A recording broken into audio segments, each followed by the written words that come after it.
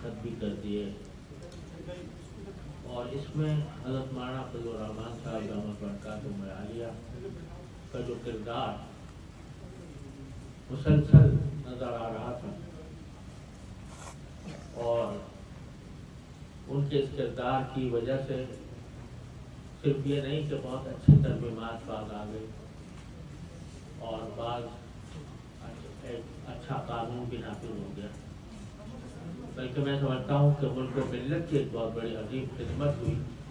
کہ اگر یہ اس طرح نہ ہوتا اور حضرت مولانا فضل الرحمان صاحب دامت برکاتہ عالیہ اگر شب و روز ساری راتیں جاگ کر اور ہر طبقہ فکر سے مذاکرات کر کے ان سے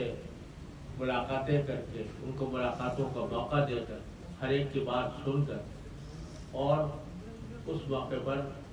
ایک معتدل راستہ نکالنے کی جو اللہ تبارک و تعالیٰ نے صلاحیت عطا فرمائی اور اس کی جو توفیق بخشی، یہ سچی بات ہے کہ ہم سب کے لیے ایک بڑی نعمت ہے اور ہمارے سب کے لیے انتہائی مسرت کا موقع ہے۔ تو مجھ سے رہا نہ گیا، مجھے نہیں معلوم تھا کہ آج مولانا نے یہ کوئی تقریب مقرر کی ہوئی ہے، لیکن میں نے مجھ سے رہا نہ گیا اور میرا دل چاہا کہ میں خود ہی جا کر مولانا کو مبارکباد پیش کروں۔ اللہ تعالیٰ نے ان سے بہت بڑا کام لیا ہے، ملک و ملت کی بہت بڑی خدمت لی ہے، اور دل سے دعا ہے کہ اللہ تبارک و تعالیٰ ان کو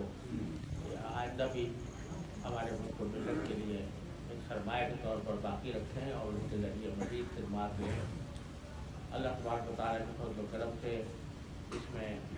مدارس کا بھی مسئلہ ہمارے بہت دنوں سے